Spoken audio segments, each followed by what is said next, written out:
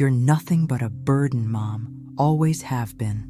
With those 9 words, spoken by my only son at his wedding, my world shattered. But from that public humiliation came an awakening that would transform me from invisible to unstoppable.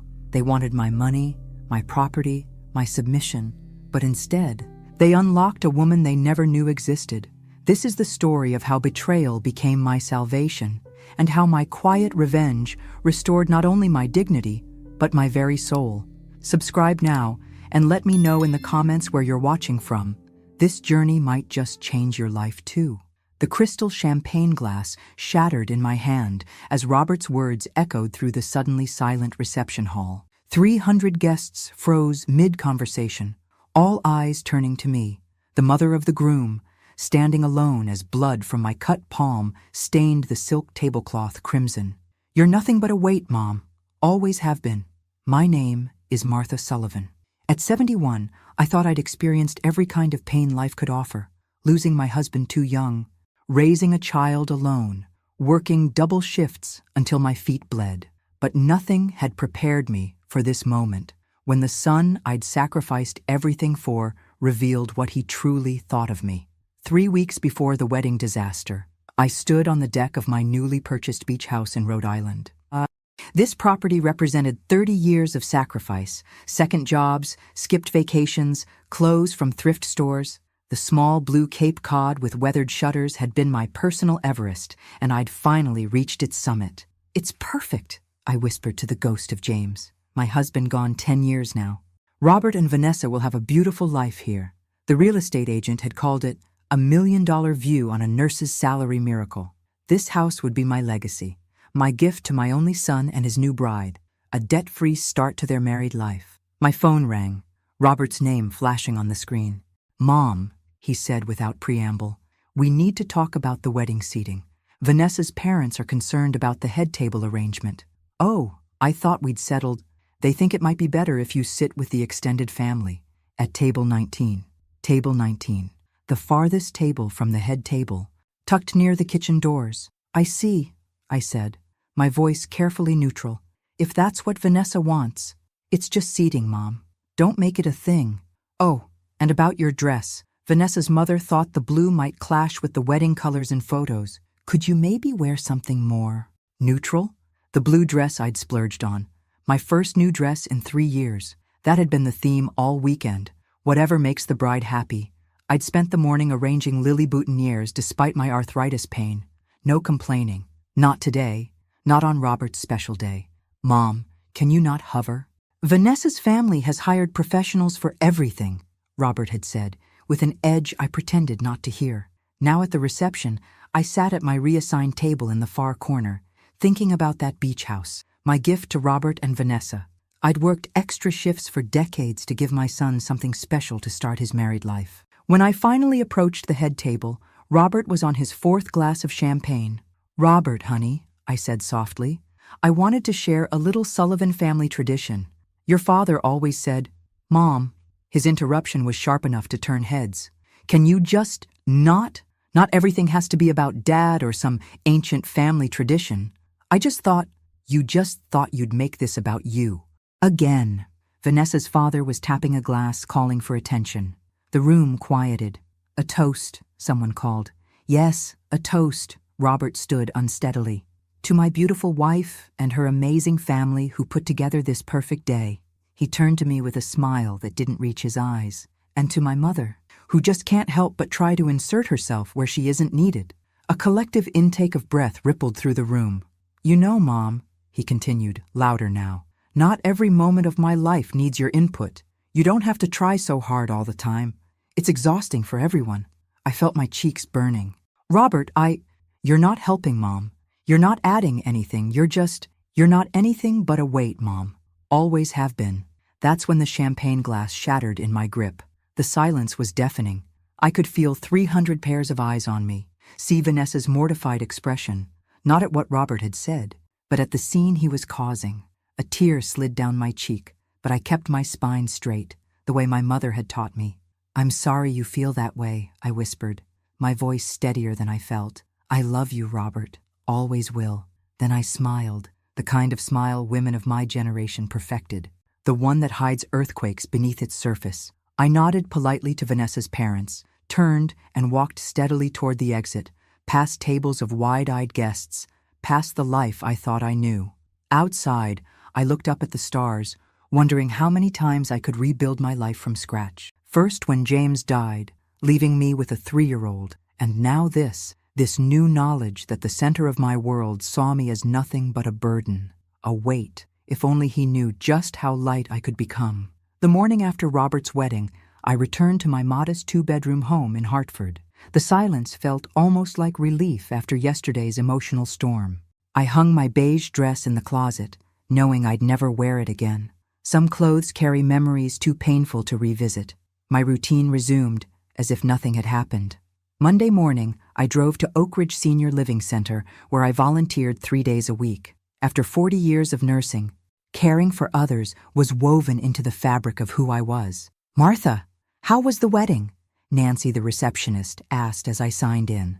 "Beautiful," I replied with my practiced smile. Everything was just beautiful. "Is that a cut on your hand?" she asked, eyeing my bandaged palm. "Just a little accident with a champagne glass. Hazards of celebrating." I spent the morning reading to Mr. Abernathy, who was losing his eyesight but still loved John Grisham novels, and helping Mrs. Wilson write letters to her grandchildren. Their genuine gratitude provided comfort in its simplicity. When I returned home, the answering machine was blinking. My heart leapt. Perhaps Robert was calling to apologize. I pressed play. "Mom, it's me." His voice sounded strained. "Vanessa and I have been talking, and with the honeymoon and then settling into the new place, we won't be able to make Thanksgiving this year. I know you were planning something, but it's just not going to work. Sorry." The message ended abruptly. No mention of the wedding incident, no acknowledgement of the hurt, and now Thanksgiving, the 3rd family holiday in a row they'd canceled. I sat at my kitchen table staring at the phone. The silence of my home suddenly felt less like peace and more like abandonment. The doorbell rang, startling me. Ellen Henderson from next door stood there, holding a casserole dish. "Tom and I are having a little dinner tonight. Nothing fancy, just some friends. We'd love if you'd join us." For a moment, I considered it. The Hendersons had been kind neighbors for years. But Robert's words echoed. "You're not anything but a weight." "That's very sweet, Ellen, but I'm quite tired from the wedding weekend," I said. "Another time?" After she left, I wandered into my home office where I kept the family albums. I pulled one from the shelf, Robert's childhood years. There he was at 7, missing his front teeth in his school picture. And at 10, proudly holding the science fair trophy I'd helped him earn, staying up late for weeks after my hospital shifts. There were photos from every school play. I'd never missed one, even driving through snowstorms to be there. Pictures from fishing trips after James died, trying to fill both parental roles. Christmases where I'd worked extra shifts to ensure presence under the tree, even in the lean years. The contrast between these memories and yesterday's public humiliation was jarring. Had my devotion been nothing but an annoyance to him? The phone rang. I answered, hoping against hope. "Martha, it's Sarah from the book club. We missed you last week." "I'm sorry. I had wedding preparations," I said. "Of course. How was it?" "Lovely," I lied. Everything was lovely. After hanging up, I realized I couldn't remember the last time I'd done something purely for myself. Book club had been my one indulgence, and I'd missed 3 meetings in a row helping with wedding details. I walked to my bedroom mirror. When had those lines appeared around my eyes? When had my hair become this silver gray? Somewhere along the way, I'd become invisible, not just to Robert, but to myself. The setting sun cast long shadows as I opened my closet. Pushed to the back was a box of James's things I'd never been able to part with. Inside was his watch, his favorite sweater, and a small velvet box containing the pearl earrings he'd given me on our 10th anniversary. "You're the strongest woman I know, Martha," he'd said then. "Don't ever forget that." I put the earrings on and looked in the mirror again. Behind the tired eyes of a woman who'd been told she was a burden was someone else, someone who had survived loss, raised a child alone, cared for countless patients, and kept going when it would have been easier to give up. The phone rang again. This time it was my attorney, Mr. Patterson. "Martha, just confirming our appointment tomorrow to finalize the transfer paperwork for the beach house. Robert mentioned he and Vanessa would be joining us." "Yes," I said, touching one of the pearl earrings. I'll be there. As I hung up, I thought about the beach house, my final gift to the son who saw me as nothing but a weight. The irony wasn't lost on me. I'd spent my entire life lifting others up, only to be told I was dragging them down. Tomorrow, I would sign away the culmination of decades of sacrifice. And then what? Continue to shrink myself, making my existence as unobtrusive as possible? The bedroom grew darker as night fell, but I made no move to turn on the lights. In the shadows, a thought began taking shape, small at first, then growing bolder. What if this wasn't the end of my story, but the beginning? I wore my best navy blue suit to Mr. Patterson's office the next morning. It was outdated, purchased for James's funeral 10 years ago, but it still fit. And somehow its formality gave me strength. I'd carefully bandaged my cut palm and applied enough makeup to hide evidence of another sleepless night. The law offices of Patterson and Associates occupied the third floor of one of Hartford's older buildings, all polished wood and brass fixtures. Mr. Patterson had handled our family's modest legal matters for 30 years. He'd drawn up James's will, helped with Robert's college loan paperwork, and now he would transfer ownership of my beach house, my life savings in real estate form, to my son. "Martha, good to see you," Mr. Patterson said, rising to greet me. "You're early. Robert and Vanessa haven't arrived yet." "I wanted a moment to review the paperwork myself," I explained. He nodded, shuffling through a folder.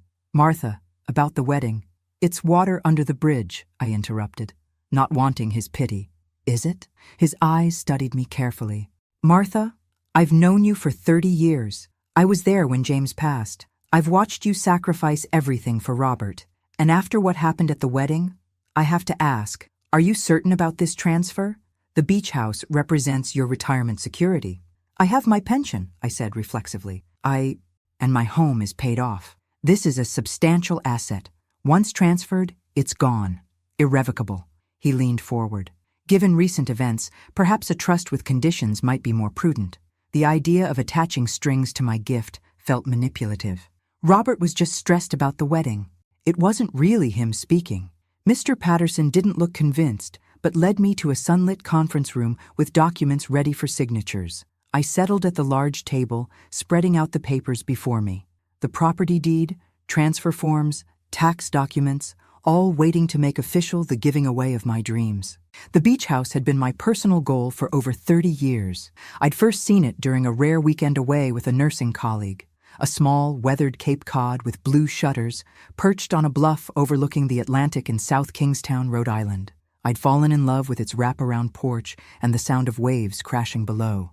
Someday, I'd promised myself, and I'd worked for that someday, picking up holiday shifts when other nurses wanted time off, brown bagging lunches while colleagues ordered takeout, driving the same Volvo for 20 years. Last year, when the house finally came on the market again, I'd been ready.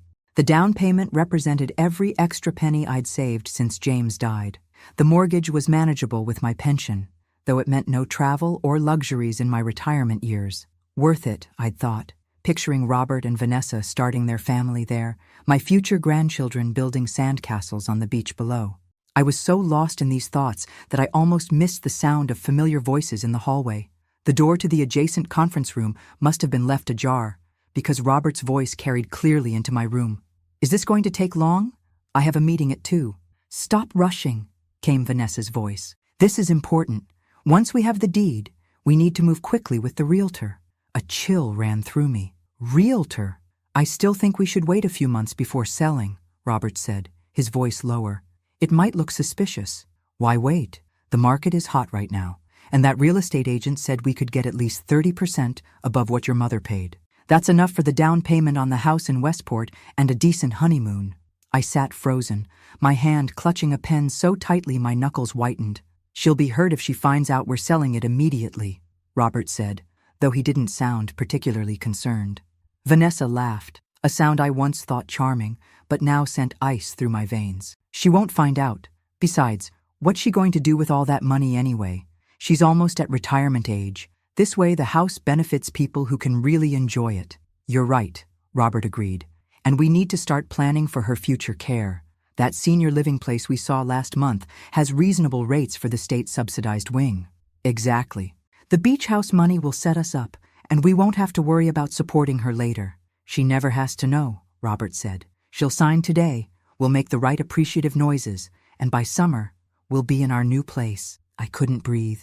The documents before me blurred as tears filled my eyes. And think how much we'll save when we move her into that state home, Vanessa continued.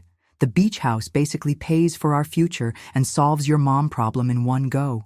My mom problem, Robert repeated with a chuckle. That's one way to put it. I must have made a sound because their voices suddenly stopped. I gathered the papers with trembling hands and moved silently to the door. Mr. Patterson was coming down the hallway. Martha, are you all right? You look pale. I'm not feeling well, I managed to say. I need to reschedule. Please let Robert know I had to leave. Outside, the autumn air felt sharp in my lungs. I walked blindly, with no destination in mind, just the need to put distance between myself and the truth. My son, my only child, saw me as a problem to be solved, a chess piece to be moved, where convenient. I found myself in Bushnell Park, sitting on a bench beneath a maple tree blazing with orange leaves. An older man was feeding squirrels nearby. You look like you've seen a ghost, miss, he said, offering me a kind smile. Perhaps I have, I replied, the ghost of who I thought my family was. As the afternoon light filtered through the maple leaves, I made a decision. I would go home and open James's box, the one he'd left with the instruction, open when you need guidance. What I didn't know then was that opening that box wouldn't just change my day or my month. It would change everything. The drive home from Hartford was a blur. Traffic lights, stop signs, other cars. They all passed in a haze as Robert and Vanessa's words echoed in my mind. Mom problem. State home. She never has to know. My house looked different when I pulled into the driveway. Smaller somehow, as if it too had diminished in importance. For 30 years, this modest colonial had been my anchor, the place I'd raised Robert, the keeper of our family memories. Now it felt like just another asset they were waiting to liquidate. I made myself a cup of tea, adding a splash of the brandy James used to favor. My hands were still shaking. The call came as I knew it would, Robert's name flashing on my caller ID. I let it go to voicemail. Mom, where did you go? Patterson said you weren't feeling well. Call me back. We need to reschedule about the house. Of course, that's what concerned him. The house. I walked upstairs to my bedroom closet, pushing aside winter coats and old dresses to reach the back corner. There it was, a simple cardboard box sealed with packing tape. For Martha, written in James's neat engineer's handwriting. Beneath that, his final instruction to me. Open when you need guidance. How many times had I stood here over the past decade, fingers resting on that box, only to turn away? I told myself I was being strong, that I didn't need to reopen old wounds. Now I wondered if I'd simply been afraid of facing a future without the compass of his love. I carried the box to the bed, slicing the tape with scissors. The first item inside was an envelope with "Read me first" written across it. I opened it with trembling fingers. My dearest Martha. James's familiar handwriting blurred through my tears. If you're reading this, I'm gone, and you're facing something that's brought you to your knees. I know you, my love. You wouldn't open this unless you truly needed to. First, let me tell you what you already know, but may have forgotten. You are the strongest person I've ever known. When we met, I thought I was the capable one, the provider, the protector. How wrong I was. Your quiet strength has been the foundation of our family. Your resilience taught me what courage really means. Now, for what you don't know. I've kept a secret from you, my only secret in our marriage. Not out of deceit, but out of love. You remember when my company went public in '85? I told you I sold my shares to pay for Robert's college fund. That wasn't entirely true. I sold half of them. The other half I placed in a trust in your name, with specific instructions that you not be informed until after my death, and then only if you asked about it specifically. Why? Because I know you, Martha. You would have insisted we use that money for Robert's education, or for medical bills, or for 1,000 other practical needs. You would never have kept it for yourself. But some things are just for you, my love. Not for Robert, not for me, for you. In the investment portfolio, you'll find in this box, you'll see what became of those shares. My colleague, Richard Thompson, has managed them all these years, reinvesting dividends, making conservative but steady choices. By my calculations, you should be a wealthy woman by now. Use this freedom well, Martha. Live the life you deserve, Not the life others expect of you. Not the life that makes you smallest or quietest or most convenient. You always said I was the dreamer, but you were wrong. I merely dreamed out loud. Your dreams ran deeper, hidden even from yourself sometimes. It's time to unearth them. It's time to live for Martha. You always were the strongest of us both. Now it's time for the world to see that too. All my love, forever, James. I read the letter 3 times, tears flowing freely down my face. Then I emptied the rest of the box onto the bed. There were more letters, dozens of them, each labeled for different occasions. When Robert graduates, on your 65th birthday, when you feel alone. I set these aside, too raw to read more of James's words tonight. Next came photographs I'd never seen. James and me on our honeymoon, looking impossibly young. The 3 of us at the lake house we used to rent each summer. These weren't the posed portraits that made it into our family albums, but candid shots capturing genuine moments of joy. And beneath it all, a thick manila envelope from Thompson Financial Advisors. With shaking hands, I opened it. Statements, portfolios, account numbers. As I flipped through them, the numbers seemed unreal. 7 figures, more money than I'd ever imagined having. Technology stocks, blue-chip investments, municipal bonds, a diversified portfolio that had grown steadily for decades without my knowledge. There was a business card, paper-clipped to the front page. Richard Thompson, Senior Financial Advisor, and a handwritten note. Call anytime, Martha. James made me promise to help you when the time came. For the first time since the wedding, I felt something other than pain. I felt possibility. All these years, I'd defined myself solely as Robert's mother, James's widow, my patient's caregiver, never just Martha, never just me. The phone rang again. Robert. Again, I didn't answer. Instead, I picked up another envelope from the box, this one labeled simply, "When Everything Changes." Inside was a photograph of James and me, standing on a beach at sunset. I was laughing, my head thrown back, while James looked at me with such love, it made my heart ache anew. On the back, he'd written, "This is who you really are, Martha. Remember her?" I studied the woman in the photograph, her dark hair lifting in the sea breeze, her posture radiating confidence and joy. There was no hint of the self-effacing, invisible woman I'd become. I reached for the phone, but not to call Robert back. Instead, I dialed the number on Richard Thompson's business card. "Thompson Financial," a receptionist answered. "This is Martha Sullivan," I said, my voice steadier than it had been all day. "I believe Mr. Thompson has been managing an account for me. I'd like to schedule an appointment."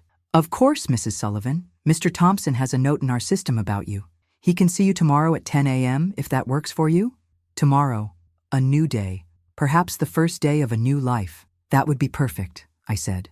I slept better that night than I had in months. Despite the earthquake that had shattered my understanding of my relationship with Robert, I felt strangely calm.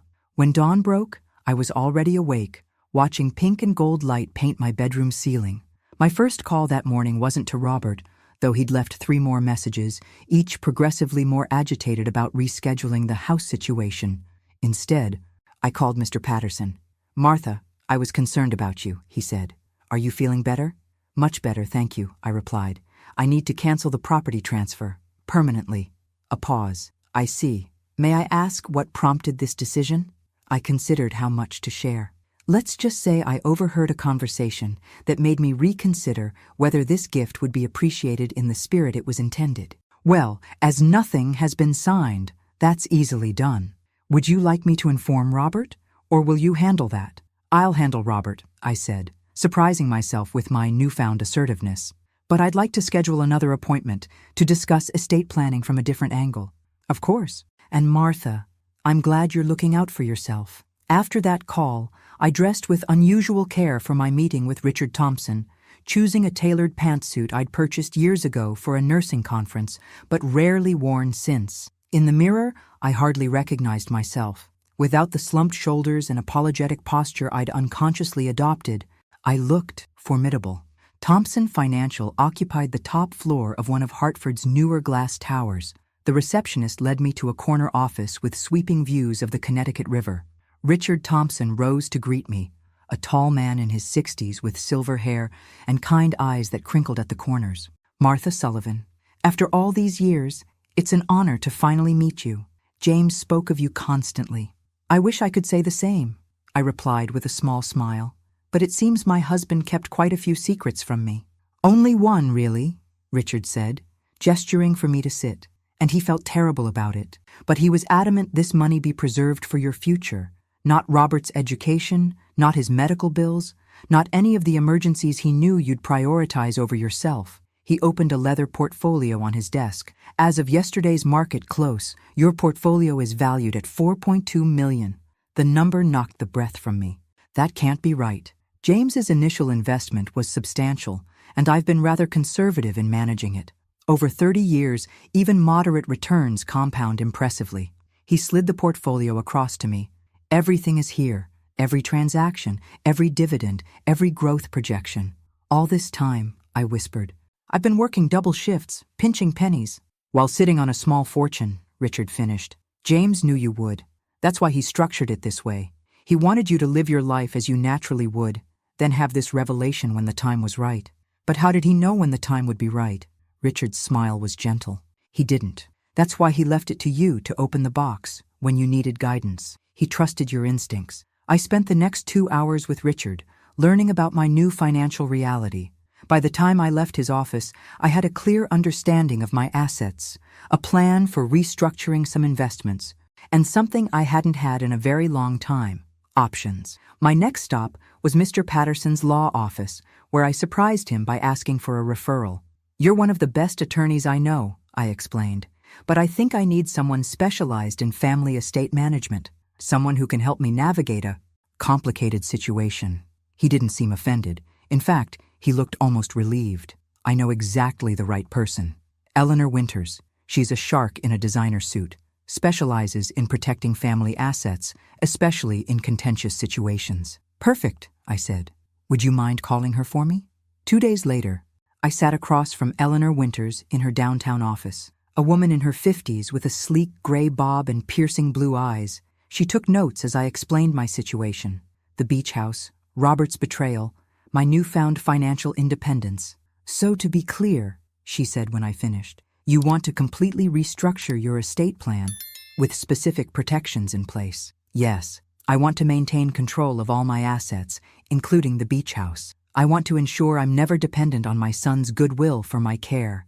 And I want to leave a legacy that reflects my values, not just handing everything to Robert unconditionally. She nodded approvingly. Many parents in your position would cave to guilt, even after such a betrayal. It's refreshing to see someone standing up for themselves. 2 weeks later, I received a troubling call from Catherine, the realtor who had handled my beach house purchase. Mrs. Sullivan, there's been an incident at your South Kingstown property.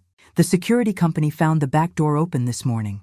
Nothing appears to be stolen, but some drawers were searched. I drove to Rhode Island immediately. The police had already gone, leaving only a report. When I checked the office, I discovered what was missing: the drawer containing all the original property documents. On my drive back, I stopped at a gas station and spotted Robert's BMW at the pump next to mine. He was arguing with Vanessa inside the car. I ducked into the store, watching through the window. The desperation written across their faces was clear. This was more than greed. It was panic. I called Eleanor from the parking lot. I need to understand better what's happening in my son's financial life. The next day, her investigator's report revealed an alarming story: underwater mortgages, substantial personal loans, maxed credit cards. Robert and Vanessa weren't just eager for the beach house. They were desperate. They've staked everything on getting that property, Eleanor explained. They've made financial commitments based on money they don't have. I was torn between anger at their manipulation and concern for my son. I called Richard Thompson. Richard, I need a favor. I want to create a trust fund with very specific conditions. With protective measures in place, I could now focus on my own transformation, not just in response to Robert's betrayal, but for the woman I wanted to become. On the 10th day, after what I'd come to think of as my awakening, I realized I needed more than legal and financial restructuring. I needed to rebuild myself. I found Dr. Chen through Eleanor's recommendation, a therapist who specialized in helping women reclaim their identities. When she asked what brought me to her office, I told her everything. It sounds like you're at a crossroads, she observed.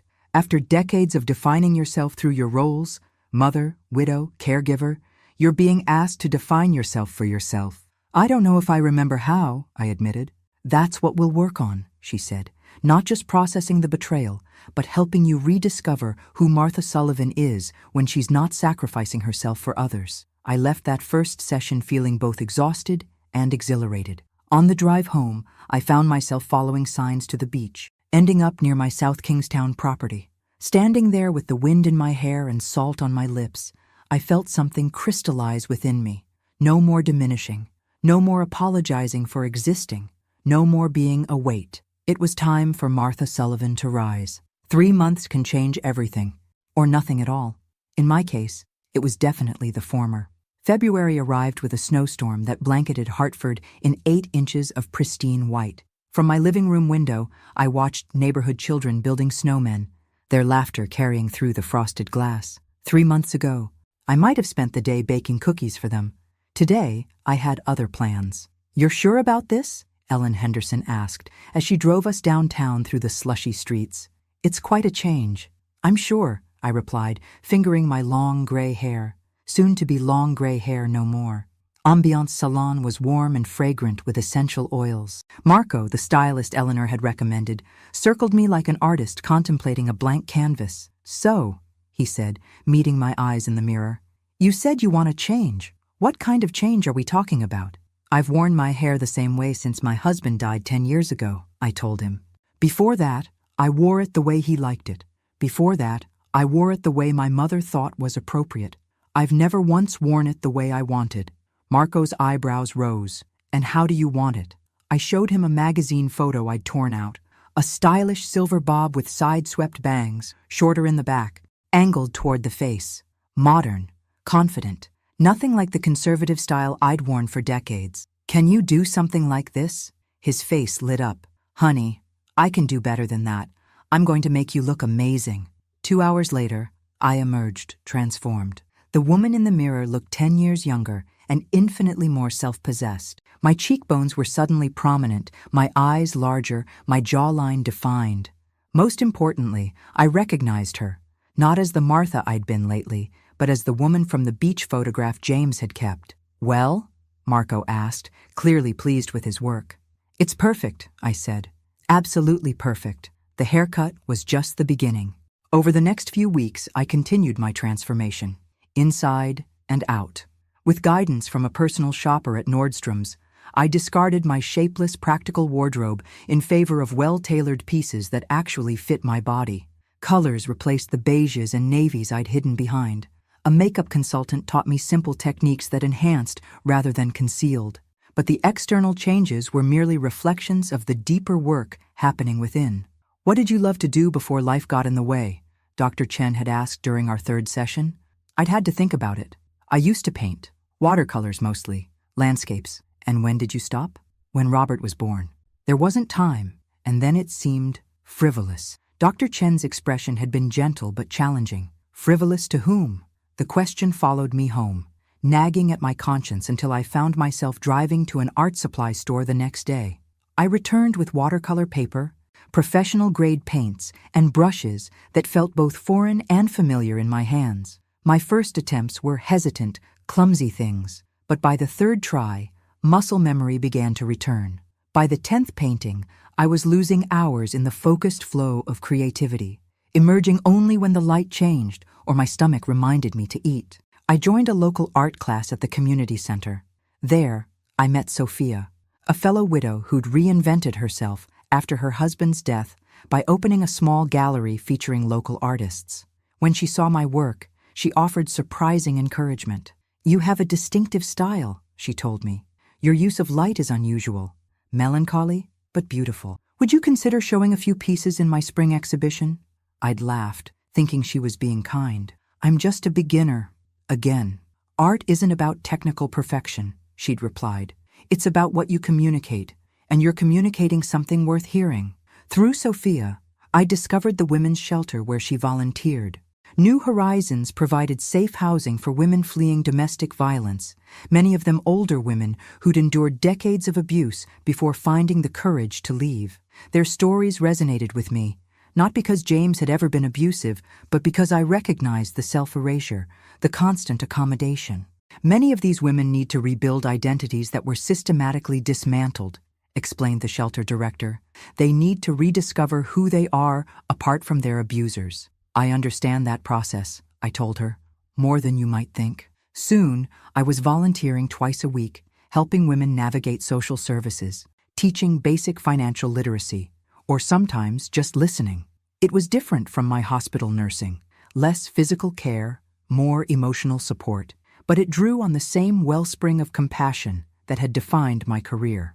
Through all of this, Robert continued his campaign of calls and texts. They'd evolved from demanding to concerned to manipulative. "Mom, we need to talk about the house. Mom, are you sick? Should I come check on you? Mom, I'm sorry for whatever I did. Please just call me." And finally, the nuclear option. "Mom, I'm worried about your mental state. Maybe we should look into having someone check on you regularly." That last message had sent me straight to Eleanor's office. "He's laying groundwork," she'd warned, "suggesting you're not competent. It's a common tactic when adult children want control of assets." So I'd finally answered one of his calls, keeping it brief and composed. "I'm perfectly fine, Robert. I've been busy with new projects and commitments, and I've decided to keep the beach house for now. It's not up for discussion. But Mom, my decision is final. I'll be in touch when I'm ready to talk further." One afternoon, my doorbell rang unexpectedly. I opened it to find Vanessa standing alone on my porch, something unprecedented. "May I come in?" she asked, looking uncharacteristically uncertain without her usual designer outfit and perfect makeup. Over coffee, she revealed a side of herself I'd never seen. "I grew up with nothing," she told me. Literally nothing. My mother was a waitress raising 3 kids alone after my father left. I remember eating macaroni with ketchup for weeks because it was all we could afford. Robert had never mentioned this aspect of her background. "I promised myself I'd never be poor again," she continued. The beach house wasn't just greed, it was security. For someone who grew up like I did, tangible assets mean you'll never have to choose between paying rent or buying food.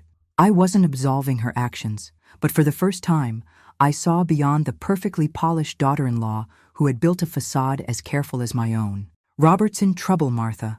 Financial troubles, yes, but beyond that too. He's lost, between the man his father was and the man he thought he needed to be."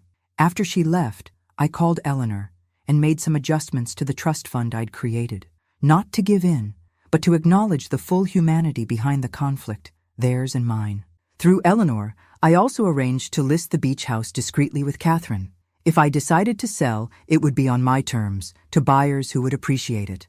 On a cold March afternoon, I returned from the women's shelter to find Robert's BMW in my driveway. My stomach tightened, but I'd known this confrontation was inevitable. He stared at me as I approached, shock evident on his face. "Mom, you look different." "I've made some changes," I said, unlocking the door. He followed me inside, taking in other changes: the easel by the window, the colorful throw pillows, the absence of the aging family photos that had cluttered every surface. "What's going on?" he asked. "First you cancel the house transfer, then you practically disappear. Now you've—" He gestured vaguely at all of me. "Done this makeover thing." I handed him a mug of coffee. "Not just a makeover, Robert. A reclamation." "A what?" "I'm reclaiming my life, my identity. The person I was before, I became simply Robert's mother." He frowned. "Is this because of what I said at the wedding? I told you I was drunk, stressed?" "It's because of many things," I interrupted. "That was just the catalyst that helped me see clearly." "See what clearly?" "That I deserve more than to be your afterthought," I said quietly. "That I've spent decades putting you first, only to discover you see me as a burden to be managed. So this is, what, punishment?" I shook my head. "This is growth. For the first time in decades, I'm living for myself, not as your support system, not as James's widow, but as Martha Sullivan, a woman with her own desires, talents, and worth." Robert stared at me as if I'd started speaking in tongues. "I don't understand what's happening here." "I know," I said, and for the first time, I felt a genuine pang of sadness for him. "That's part of the problem." "When will things go back to normal?" he asked, something almost childlike in his confusion. "They won't," I replied gently. "Normal has changed." April arrived with a riot of daffodils and cherry blossoms. I'd always loved spring, the promise of renewal, the lengthening days, the world shaking off winter's constraints. This year, the season felt particularly symbolic. Catherine called on a Tuesday morning with news. I have an offer on the beach house, Martha. It's significantly above asking price. I nearly dropped my coffee mug. Above asking? But we listed it at market value. The Jacobsons fell in love with it, she explained. They have 3 children and have been searching for a waterfront property for years. When they saw the sunset from your porch, Mrs. Jacobson started crying. They don't want to risk losing it in a bidding war. The amount she named made my breath catch. It was nearly double what I'd paid for the property, enough to fund several of the dreams I'd begun to nurture. I told them you'd need 48 hours to consider, Catherine continued. They're eager but understand it's a big decision. After we hung up, I walked to my newly created studio space in what had once been Robert's bedroom. The morning light streamed through the east-facing windows, illuminating the watercolor I'd been working on, a seascape inspired by the view from the beach house. I'd planned to hang it there someday. Now I had a choice to make: keep the house as my own sanctuary, or sell it and use the proceeds to expand my horizons in ways I hadn't yet imagined. I called Dr. Chen and scheduled an emergency session. "What's holding you back?" she asked after I explained my dilemma. "Is it concern about Robert's reaction? Guilt about selling a property you once intended for him?" I considered this. No, it's more that the house represented a dream, freedom, security, a future I controlled. And now? Now I have those things already, I realized. The house was a symbol of the life I wanted, but I'm already building that life. Maybe the house can serve a different purpose now. That evening, I called Catherine and accepted the Jacobsons' offer. On one condition, I added. I want to meet them before we close. I want to know the family who'll be making memories there. 2 days later, I met the Jacobsons for coffee. David was a professor of marine biology. Sarah ran a children's bookstore. Their children, ages 10, 8, and 6, had made me cards with crayon drawings of what they planned to do at their beach. The youngest had drawn a mermaid that looked suspiciously like me, complete with silver hair. "We can't thank you enough for accepting our offer," Sarah said. "This house means everything to us. Take care of it," I told them. "Fill it with laughter and love. That's all I ask." As I drove home, I felt lighter than I had in years. The house had served its purpose, not as Robert's inheritance, but as the key to my independence. The following weekend, I attended my regular volunteer shift at New Horizons. Usually I worked with the residents directly, but today Sophia had asked me to join a planning meeting for their expansion project. "We've outgrown our current space," she explained as we gathered in the small conference room. "Too many women need our services, especially older women who've spent decades in controlling relationships." 6 of us sat around the table: Sophia, the shelter director, 2 board members, a city grant coordinator, and me. "The problem is funding," the director explained. "We've identified a perfect property, a former small hotel that could be converted to provide twice our current capacity, plus dedicated spaces for counseling, job training, and children's services. But we're millions short." "How short?" I asked. The grant coordinator named a figure that made everyone at the table sigh. "Unless we find a major donor in the next 30 days, we'll lose our option on the property," Sophia added. "It's so frustrating to be this close." I felt something stir inside me, a purpose taking shape, a path becoming clear. "What if you had a donor?" I asked quietly. All eyes turned to me. "Do you know someone who might be interested?" the director asked hopefully. "Yes," I replied. "Me." The silence that followed was broken by Sophia's incredulous laugh. "Martha, that's very sweet, but we're talking about serious money here." "I know exactly what we're talking about," I said calmly. "I've recently sold a property for a substantial profit. I've been looking for the right investment for those funds." "We couldn't possibly ask you to," the director began. "You're not asking," I interrupted. "I'm offering, but I'd like to propose something specific. Instead of just a shelter, what if we created a foundation focused on women over 50 who need to rebuild their lives? Women with decades of wisdom and capability who just need resources and support to reclaim their independence?" The spark in their eyes told me they understood immediately. This was a demographic often overlooked in support services. Women like me, like many I'd met at the shelter, who had survived long enough to recognize their own value but needed practical help to act on that recognition. Over the next 2 hours, our discussion transformed from managing scarcity to imagining possibility. By the time we left, the outlines of the Second Spring Foundation had taken shape, a comprehensive program that would provide shelter, financial counseling, career retraining, legal support, and community. As I drove home that evening, the setting sun painted the horizon in brilliant oranges and pinks. I thought about Robert, who still hadn't grasped the magnitude of the change in our relationship. He'd called twice more, each time circling back to the beach house, still unable to comprehend that my priorities had fundamentally shifted. I hadn't told him about the sale. That conversation would come soon enough. My phone buzzed with a text from Sophia. "I still can't believe what happened today. You're changing lives, Martha, including your own."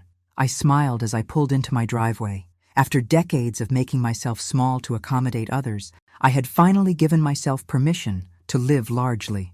Richard had helped me establish a solid plan for the beach house proceeds, part for the foundation, part for my own security and future care, and a portion set aside in a special trust for Robert with specific conditions that Eleanor had helped craft. The irony wasn't lost on me.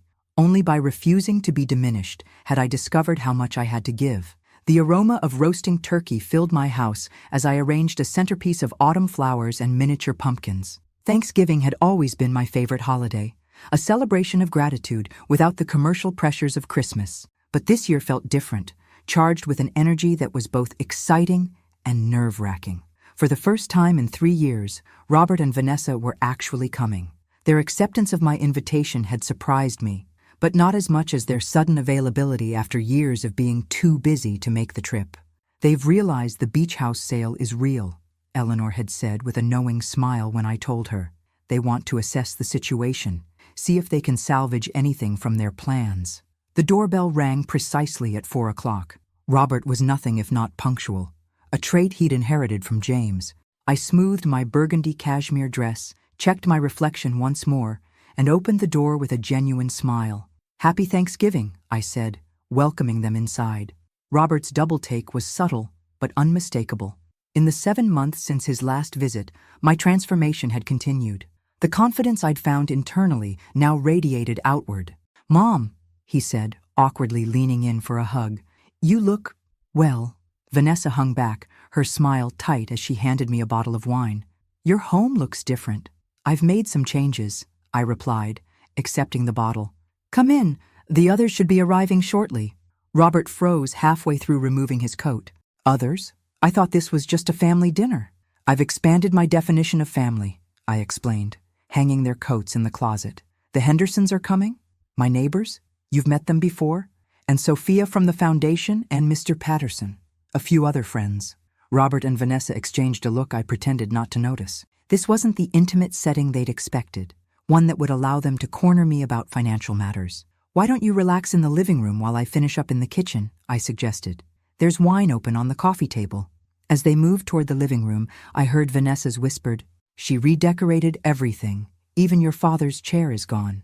The familiar leather recliner had indeed been replaced by a pair of elegant armchairs that better suited the room's new aesthetic. I'd donated James's chair to a veteran's home where I knew it would be appreciated, after carefully preserving a few items with sentimental value. The rest I'd released, making space for my evolving life. The doorbell rang again, heralding the arrival of the Hendersons, followed quickly by Sophia and her partner Helen. Mr. Patterson arrived with a homemade pecan pie, and 2 of my new friends from the art class completed our gathering. Dinner was a lively affair. Around my expanded dining table, conversation flowed easily. Sophia shared updates about the foundation, which had already helped 7 women transition to independent living situations. Tom Henderson described his recent retirement and new passion for birdwatching. Helen, a retired literature professor, debated the merits of various mystery novelists with Mr. Patterson. Through it all, Robert and Vanessa sat like visitors from another planet, struggling to find their footing in this unfamiliar version of their mother's life. Several times, Robert attempted to steer the conversation toward the beach house. "I drove by the property in South Kingstown last month," he mentioned casually during a lull. "Looked like there was some activity there." "The new owners are doing some renovations," I replied easily, passing the cranberry sauce. "The Jacobsons, lovely family with 3 children. They've already sent me photos of their oldest learning to surf." The color drained from Robert's face. "New owners? You sold it?" "In April," I confirmed. "They fell in love with it immediately." Sophia, would you pass the rolls, please? As conversation resumed around us, I could feel Robert's stunned silence like a physical presence. Vanessa's hand closed over his wrist, her fingernails digging visibly into his skin. Later, as guests helped clear dishes between dinner and dessert, I overheard Robert and Vanessa in heated whispers from the guest bathroom, their voices carrying through the old heating vent into the kitchen. She sold it. She actually sold it. Robert's voice was tight with disbelief. After all that talk about it being our inheritance, our future, something's going on with her, Vanessa replied. Have you seen how she's dressing? The furniture? These friends suddenly everywhere? She's having some kind of breakdown or midlife crisis. She's 71. That's hardly midlife. Whatever it is, we need to figure it out. The house money has to be somewhere. We need that money, Robert.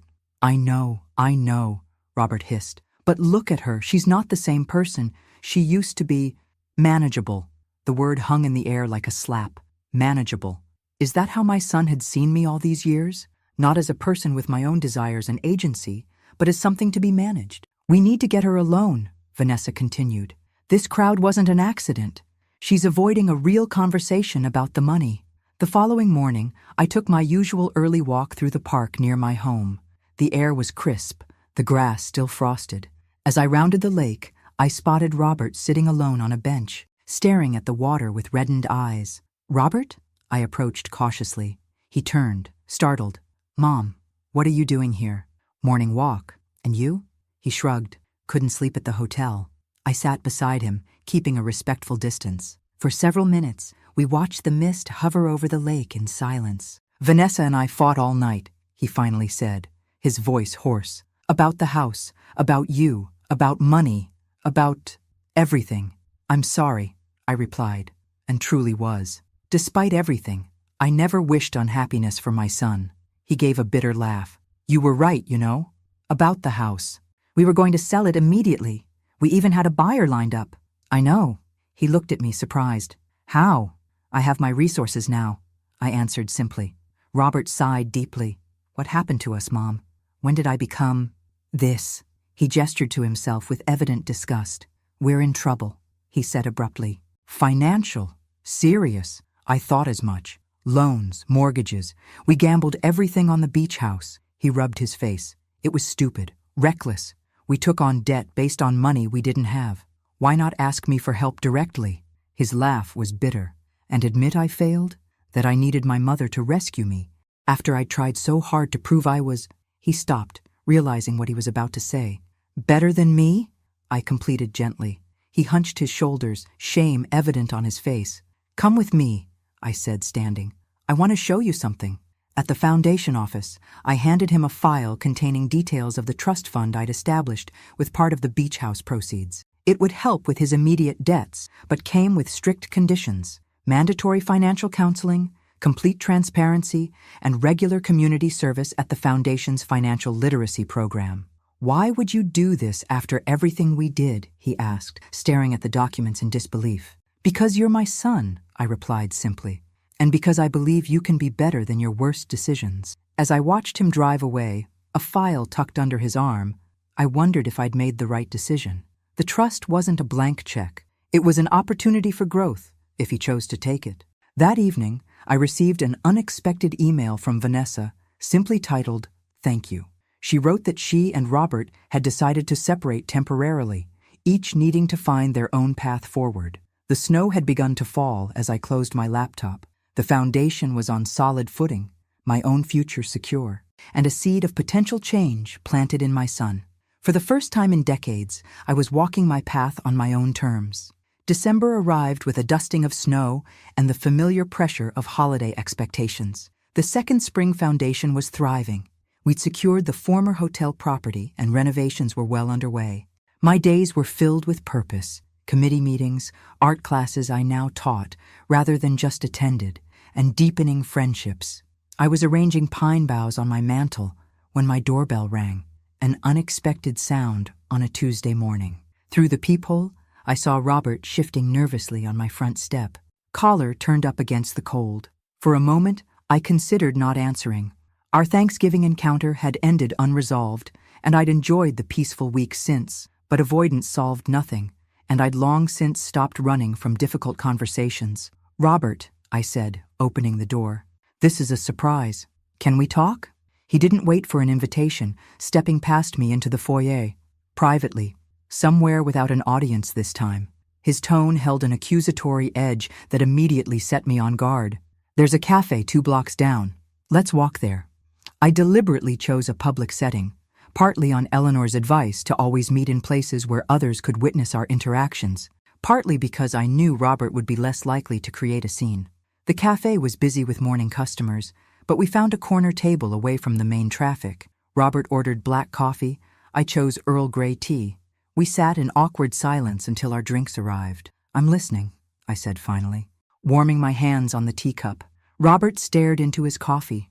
"I want to know why you're doing this. The real reason, not some line about finding yourself or whatever." "That is the real reason," I replied. "Sometimes the simplest explanation is true. So this has nothing to do with punishing me for what I said at the wedding." I sighed. "Robert, not everything is about you." He looked up, startled. "What's that supposed to mean?" "It means that my choices aren't a reaction to you. They're about me, about how I want to live the remaining years of my life. But the timing is connected to what I overheard, yes. Hearing you and Vanessa discuss me as a problem to solve was illuminating. But my response wasn't about punishment. It was about finally seeing clearly how one-sided our relationship had become." Robert shifted uncomfortably. "Look, what you heard, it wasn't like that. We were just talking, exploring options that involved selling the home I spent decades saving for and putting me in a state facility to maximize your profit," I said calmly. "Those were your exact words, Robert. Solve your mom problem." The color drained from his face. "I didn't mean—" "You did," I interrupted gently. "And that's okay. It showed me where I truly stood in your life, not as someone to be loved or respected, but as a resource to be managed." A woman at the next table glanced over, then quickly looked away when she caught my eye. "You've always been so selfless," Robert said, leaning forward. "Everything for me, for Dad, for everyone else. That's who you are, Mom." "No," I corrected. "That's who I was conditioned to be. The perfect mother, the supportive wife, the woman who never inconveniences anyone. But beneath all those roles was a person, a complete human being with dreams and desires of her own. So now you're just, what? Living for yourself? Spending the beach house money on clothes and furniture?" His gesture toward my camel hair coat carried undisguised judgment. "Among other things," I agreed, refusing to be baited. "I've also established a foundation for women rebuilding their lives after trauma or loss. I'm teaching art classes. I'm traveling to the national parks I've always wanted to see. I'm living a full life, Robert." He stared at me as if I were speaking a language he couldn't quite translate. "But what about us? What about your family? What about us?" I echoed. "Tell me honestly, Robert, before the beach house situation, when was the last time you called me just to check how I was doing? Not to ask for something, not out of obligation, but because you genuinely cared about my happiness?" The silence that followed was answer enough. "I still love you," I said more softly. "You're my son. Nothing changes that. But love without respect isn't healthy for either of us. So that's it? You're just moving on?" There was genuine bewilderment in his voice. "I'm moving forward," I corrected. "And you're welcome to be part of my life, my real life. Not the convenience I represented before, but only if you can see me as a whole person, not just your mother." Robert's phone buzzed. He glanced at it, then back at me with new urgency. "The beach house money. What did you do with it? Was it really all spent on this foundation thing?" So that was why he'd come. Not reconciliation, not understanding, but a last attempt to salvage something from his failed plan. "My financial decisions are no longer your concern," I said, my voice firm but not unkind. "I've made provisions for my future care that don't involve being warehoused in a state facility. Beyond that, what I do with my resources is my business." "But what about our future? Vanessa and I were counting on that money for the house in Westport, for starting a family eventually." I was confused. "I thought you and Vanessa had separated. At least that's what her email suggested." He flushed. "It's complicated. We're trying to work things out. The trust fund you set up helps, but it's not enough for what we had planned." Now I understood. He had accepted the trust fund with its conditions, but was still hoping for more. still seeing me primarily as a source of financial support. I spent 30 years counting on having a son who valued me for more than my assets, I replied. We both faced disappointment. Robert's expression hardened. Is this how it's going to be now? You holding the past over my head forever? No, I said, finishing my tea. This is me establishing healthy boundaries, something I should have done decades ago. Mom, he tried again, desperation creeping into his voice. After everything we've been through, everything you and Dad sacrificed for me, you really would deny your only son a better future? I'm not denying you anything, Robert. I'm finally giving myself the respect I deserve. I stood, placing money for our drinks on the table. When you're ready to build a relationship based on mutual respect rather than what you can get from me, I'll be here. As I walked home through the light snow, I felt a complex mixture of sadness and liberation. The conversation had gone exactly as Eleanor had predicted, the progression from guilt to accusation to outright demand. But something unexpected had happened too. For the first time, I'd faced Robert's manipulation without crumbling, without that instinctive maternal urge to smooth things over at my own expense. I'd held my ground, maintained my boundaries, and walked away with my dignity intact. The snow was falling more heavily now, transforming the familiar streets of my neighborhood into something magical and new. Like my life, I thought. Recognizable in its outlines, but utterly transformed in its substance. I was also starting to consider a more significant change. Yesterday, I'd seen a lovely cottage for sale in coastal Maine. Perhaps it was time for a fresh start in a new place, somewhere without the weight of old memories. The idea of waking up to ocean views every morning, of painting on a deck overlooking the Atlantic, was beginning to take hold in my imagination. The winter ahead might be cold, but spring would come again, and this time I would meet it as my complete self. Christmas lights transformed Hartford into a glittering wonderland as December deepened. I'd always loved the holidays, even in the lean years after James died, when I'd worked extra shifts to ensure Robert had presents under our modest tree. This year, I was experiencing the season with new eyes, not as an orchestrator of others' joy, but as an active participant in my own. The Second Spring Foundation's holiday fundraising gala was scheduled for Christmas Eve at the Hartford Hilton. As the founding donor, I'd been deeply involved in the planning, determined to make our first major public event both meaningful and successful. The ticket sales have exceeded our expectations, Sophia told me as we finalized arrangements. The mayor's attending, along with several state representatives. The Hartford Courant is covering it. This is going to put us on the map, Martha. I studied the seating chart, making small adjustments. Did we hear back from Channel 8 about filming the speech segment? Confirmed yesterday. They'll run it on the late news and again on Christmas morning. Perfect, I said, feeling a flutter of nervous excitement. While I'd grown more comfortable speaking at our board meetings and donor luncheons, this would be my first time addressing hundreds of people, and potentially thousands more via television. Are you ready for your moment in the spotlight? Sophia asked, seeming to read my thoughts. I think so, I replied. The story needs to be told. The invitation list had been carefully curated. Community leaders, potential donors, and supporters of women's initiatives throughout Connecticut. I hadn't included Robert and Vanessa, assuming they'd be spending Christmas Eve with her family as they had the previous 2 years. So I was stunned when, 3 days before the event, my doorbell rang and I found them on my doorstep. We need to talk, Robert said without preamble. About Christmas. I invited them in, noting Vanessa's designer coat and the new diamond studs in her ears. Clearly their financial situation wasn't quite as desperate as Robert had implied during our cafe conversation. We've decided to accept your invitation to the gala, Vanessa announced, settling onto my sofa as if granting me a favor. What invitation? I asked, genuinely confused. For your foundation thing on Christmas Eve, Robert clarified. At the Hilton. I hadn't sent them an invitation. In fact, I deliberately avoided mentioning the event during our last conversation. How did you hear about it? I asked carefully. Dad's old friend Richard Thompson mentioned it, Robert replied. We ran into him at the club yesterday. He seemed surprised we weren't involved with your project. Richard, of course. He'd been so supportive of my transformation, but he still saw Robert as James's son, the natural continuation of his friend's legacy. James and Richard had been colleagues for 30 years, and Richard had watched Robert grow up. He wouldn't have understood the complexity of our current relationship.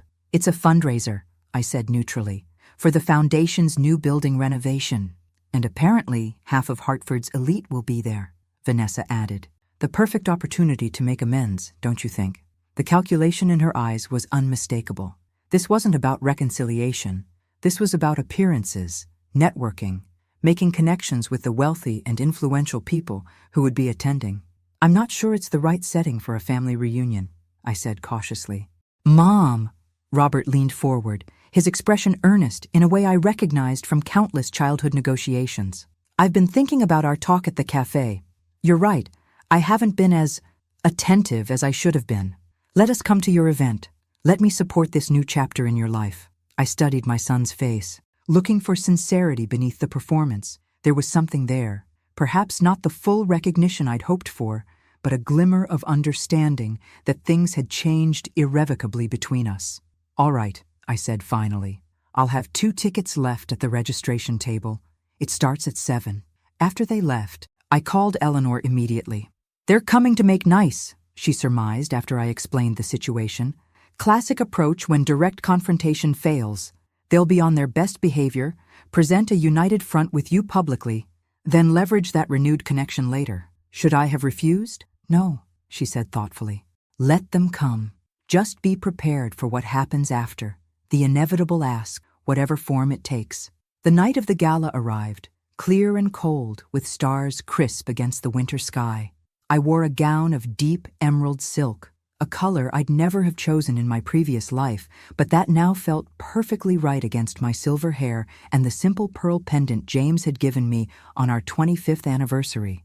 The Hilton's grand ballroom had been transformed with elegant decorations in the foundation's colors of silver and sage. Photos of our first 7 graduates, women who'd successfully transitioned to independent living with our help, were displayed alongside architectural renderings of the new facility. I circulated through the growing crowd, greeting guests, accepting congratulations, introducing our board members. Out of the corner of my eye, I spotted Robert and Vanessa arriving, both impeccably dressed and immediately scanning the room to identify the most important attendees. Your son made it, Sophia murmured, appearing at my elbow.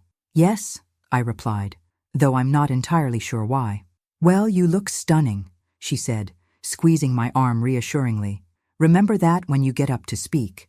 An hour later, after dinner had been served and the live auction conducted, the program director announced me as the keynote speaker. As I made my way to the podium, I caught sight of Robert and Vanessa at their table near the front, watching me with expressions I couldn't quite read. The television cameras positioned discreetly at the back of the room recorded as I adjusted the microphone. Good evening, I began, my voice steadier than I'd expected. My name is Martha Sullivan, and at 71, I'm embarking on the most meaningful adventure of my life. The room quieted, hundreds of eyes focused on me. We call our foundation Second Spring because we believe it's never too late to bloom again, even after the harshest winter. Many women reach my age having spent decades putting others first, their children, their spouses, their parents, their communities. They've shaped their identities around service and sacrifice, often at the expense of their own dreams. I paused, letting my gaze sweep across the room. There's nobility in that sacrifice, but there's also danger, the danger of becoming invisible, even to yourself, the danger of allowing others to define your worth based solely on what you can provide them, the danger of becoming, in someone else's words, nothing but a weight. From the corner of my eye, I saw Robert stiffen. Vanessa placed a restraining hand on his arm. My own journey toward reclaiming my identity began with painful words spoken in a moment of unguarded truth, words that forced me to confront how thoroughly I'd erased myself in service to others' needs and expectations. As I continued, sharing the story of the Foundation's creation and our vision for the future, I was careful never to identify Robert directly or reveal the specific details of our estrangement. This wasn't about public shaming. It was about transforming personal pain into communal purpose. Each woman who comes to us has a unique story, I concluded, but they share a common challenge, learning to value themselves after years of being devalued. At Second Spring, we provide not just shelter and practical resources, but the radical message that it's never too late to become the author of your own life. The applause was immediate and thunderous. As I made my way back to my seat, Dozens of hands reached out to touch my arm, to offer congratulations, to share whispered stories of their own mothers or sisters or friends who needed exactly what we were offering. I didn't look at Robert and Vanessa's table. This moment wasn't about them. It was about the women we were helping and the community we were building. Later, as the event wound down and guests began to depart, they finally approached me. "Quite a speech," Robert said, his expression unreadable. "You've become quite the public speaker." "Thank you," I replied. "The cause matters to me." "It was very inspiring," Vanessa added with a smile that didn't reach her eyes. "We'd love to talk more about how we might support your foundation, perhaps over brunch tomorrow?" Before I could respond, the mayor approached, eager to discuss potential city support for our initiative. By the time I turned back, Robert and Vanessa had moved toward the exit. As I watched them leave, I felt an unexpected sense of resolution. Tonight, my voice had been heard, not just by the hundreds in attendance or the thousands who would see the television coverage, but by my son. Whether he truly understood was another matter entirely. Christmas morning dawned bright and cold, sunlight glinting off fresh snow. I made myself a cup of coffee and took it to my living room, where a small tree sparkled with the ornaments I'd collected over a lifetime. No presents waited beneath it this year. I'd requested donations to the foundation in lieu of gifts, but the absence felt liberating rather than lonely. My doorbell rang at precisely 10 o'clock. Robert and Vanessa, punctual as always. I'd agreed to their brunch request, curious about what approach they'd take after the gala. "Merry Christmas, Mom," Robert said, presenting a small, elegantly wrapped package as they entered. "You look festive." I'd chosen a red cashmere sweater and simple black pants. Festive indeed, compared to the utilitarian holiday outfits I'd worn in years past. "Thank you," I replied, accepting the gift with genuine surprise. I wasn't expecting anything. "Well, you're still my mother," he said with a smile that almost reached his eyes. Some traditions shouldn't change. I invited them into the dining room, where I'd prepared a simple spread of quiche, fruit salad, and cranberry muffins. The table was set with my good china, not because I was trying to impress them, but because I'd decided months ago to stop saving my beautiful things for special occasions that never came. "Your speech last night was quite impressive," Vanessa commented as she served herself. "Everyone was talking about it. The foundation seems to be gaining real momentum." "Yes," I agreed. "We've helped 23 women in just 6 months, and the new facility will triple our capacity."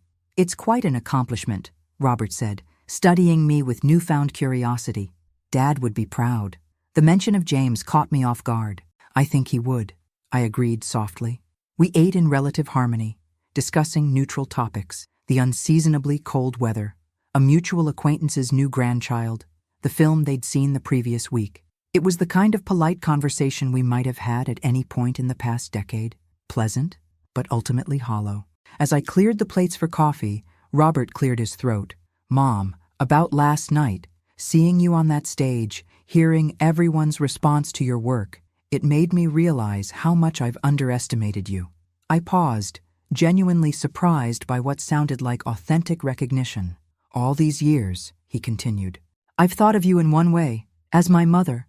I never really saw you as a whole person with your own dreams and capabilities. That's a common pattern in parent-child relationships," I said carefully, pouring coffee into my grandmother's delicate cups.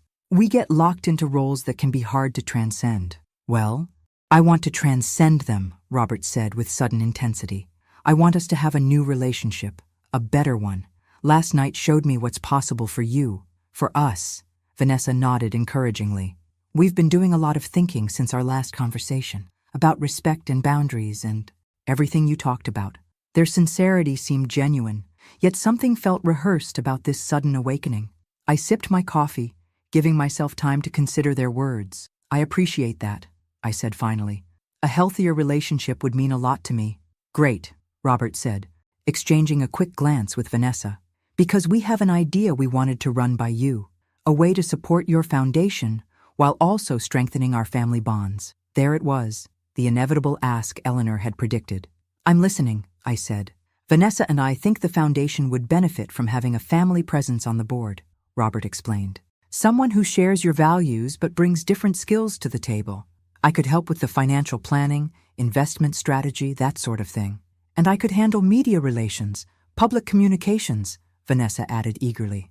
Last night's coverage was good, but with my PR background, we could really elevate the foundation's profile. I studied their expectant faces, recognizing the strategy at work. Unable to access my resources directly, they were now attempting to position themselves within the structure I'd created, where they'd have influence, connections, and eventually, control. It's an interesting suggestion, I said neutrally. The board does make all financial decisions for the foundation. Their expressions brightened at what they perceived as an opening. The thing is, I continued, our bylaws require board members to demonstrate a history of commitment to women's issues and a personal understanding of our mission. It's not just about professional skills. Well, I'm your son, Robert said, as if that credential spoke for itself, and Vanessa and I are both committed to supporting your vision. Since when? The question slipped out before I could soften it. Robert blinked. What? Since when have either of you demonstrated commitment to women's empowerment or financial independence? What personal connection do you have to our mission of helping women reclaim their identities after years of erasure? The silence that followed was heavy with unspoken realities. Neither of them had shown the slightest interest in these issues until they'd realized the beach house money had been channeled in this direction. Perhaps we could start by volunteering, Vanessa suggested, recovering first. Learn more about the day-to-day work before considering board positions. It was a reasonable pivot, and in another context I might have embraced it. But the calculation behind their sudden interest was too transparent to ignore. I think that's a conversation for another time, I said gently. Today is Christmas. Why don't we just enjoy being together without agenda? Robert's jaw tightened almost imperceptibly, but he nodded. Of course, you're right. We moved to safer topics for the remainder of their visit, but the easy rapport of brunch had evaporated. When they rose to leave an hour later, there was a stiffness in Robert's demeanor that spoke of thwarted expectation. At the door, I handed him a small box wrapped in simple silver paper. Merry Christmas, Robert. You didn't have to, he began, then stopped himself, accepting the gift with a puzzled smile. Open it now, I suggested. I'd like to see your reaction. He unwrapped it carefully, revealing an old velvet jeweler's box. Inside lay a faded photograph, Robert at about 7 years old, sitting on James's shoulders at the beach, both of them laughing in the summer sun. I'd found it among James's papers in the box I'd opened so many months ago. Turn it over, I said quietly.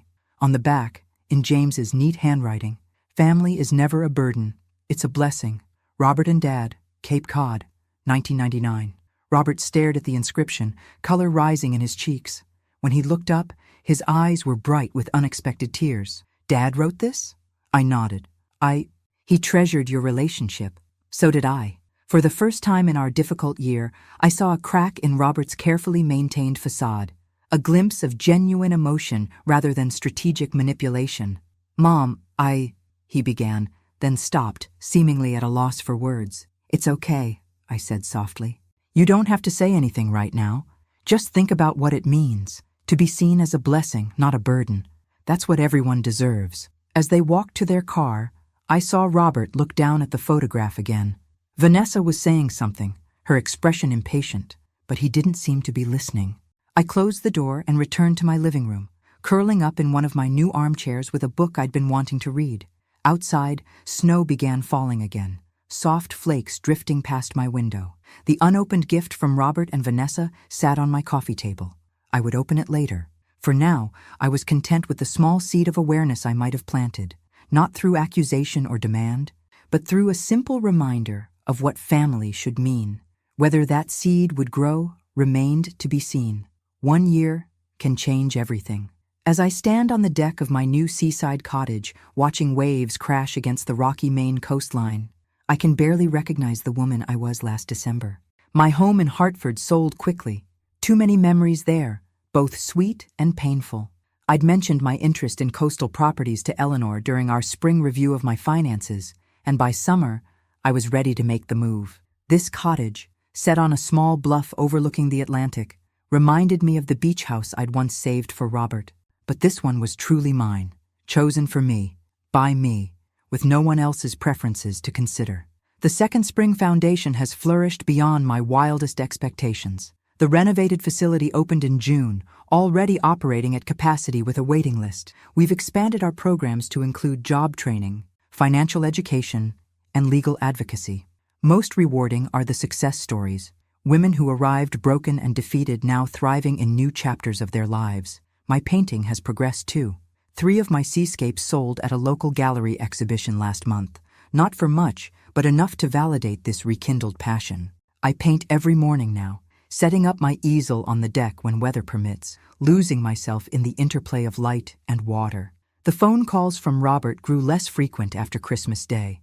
Our conversation had shaken him more than I expected, but not enough to prompt real change. Vanessa's influence remained strong, and their financial pressures, much of their own making, continued to drive their interactions with me. By February, they'd stopped calling altogether. I heard through mutual acquaintances that Robert had taken a higher-paying position with longer hours, and that they'd scaled back their house search to something more realistic. They'd tried to access more of the trust fund I'd established, but Eleanor had held firm on the conditions. Life had simply moved on. Until today. The rental car crunched on the gravel driveway as I was finishing my afternoon tea. I recognized Robert immediately, thinner than when I'd last seen him, with new lines around his eyes that spoke of difficult months. "Mom," he said simply when I opened the door. "Robert," I replied, equally simple. "This is a surprise." He glanced past me, taking in the cozy interior of my new home. "You moved 6 months ago," I confirmed. "Would you like to come in? Or we could talk on the deck. The view is spectacular." He chose the deck, following me through the house with curious eyes. I'd furnished this place differently: warm colors, comfortable pieces, artwork from local artists mixed with my own creations. Nothing like the traditional decor he'd grown up with. "How did you find me?" I asked as we settled into Adirondack chairs facing the ocean. "Eleanor Winters," he admitted. "I went to her office after the Hartford house sold with no forwarding address. She wouldn't give me your information directly, but said she'd pass along a message if I had one worth sending." A wry smile crossed his face. "Apparently, she's quite protective of you." "She's a good friend," I agreed, "and a good lawyer." We sat in silence for a moment, watching seagulls wheel over the water. "Vanessa and I divorced," he said finally. "It was finalized last month." I turned to study his face, seeing both strain and relief in his expression. "I'm sorry." "Don't be," he replied with surprising candor. "It was long overdue. After Christmas, things changed between us. I started seeing patterns I hadn't noticed before, how she encouraged my worst instincts, how her respect for me was tied to what I could provide." He shook his head. "Sound familiar?" I nodded, allowing him the realization without commentary. "I kept looking at that photograph you gave me," he continued. "Dad's words on the back. It made me remember things I'd forgotten, how he used to talk about you, the respect in his voice, how different that was from how I'd come to see you." The wind shifted, bringing with it the tang of salt and seaweed. I pulled my sweater closer around my shoulders. "I've been in therapy," Robert said, surprising me again. "Learning about patterns, about how children can unconsciously devalue the parent who sacrifices most for them, about how entitlement distorts relationships." "That sounds like valuable work," I said carefully, not wanting to derail whatever process had brought him here. "It is," he agreed, "but it's also painful as hell." He turned to face me directly. "I treated you terribly, Mom. Not just at the wedding or in that conversation you overheard, but for years before that, taking your support for granted, expecting your life to revolve around mine, seeing your love as an obligation rather than a gift." The directness of his self-assessment caught me off guard. This wasn't the rehearsed apology I'd half expected, but something rawer and more authentic. "The foundation," he continued, "the women you help. That speech you gave last Christmas Eve, it all made me realize how little I knew you, the real you, not just my mother, how little I'd bothered to learn." "We all have our blind spots," I offered, feeling a softening I hadn't anticipated. "Some bigger than others," he said with a self-deprecating smile. Then he reached for the leather messenger bag he'd brought with him, withdrawing what appeared to be a book. "I brought you something. Not as atonement. There's not really a gift that could serve that purpose. But as a beginning, maybe." He handed me a slim volume, cloth-bound in blue linen. The title, embossed in silver on the cover, made my breath catch. "The Weight of Words." "You wrote this?" I asked, opening it to find it was indeed a children's book, beautifully illustrated with watercolors reminiscent of my own style. "It's being published next spring," he said, a hint of pride breaking through his solemnity. "It's about a young fox who doesn't realize the power of his words until he hurts his mother with thoughtless cruelty. About how he learns that words can wound deeper than teeth or claws, but they can also heal when used with love and truth." I turned the pages slowly, absorbing the gentle illustrations and the simple but profound message woven through them. On the dedication page, he'd written, "For my mother, who taught me the weight of words and the strength of grace." Tears pricked at my eyes, not the familiar tears of hurt or disappointment, but something more complex and healing.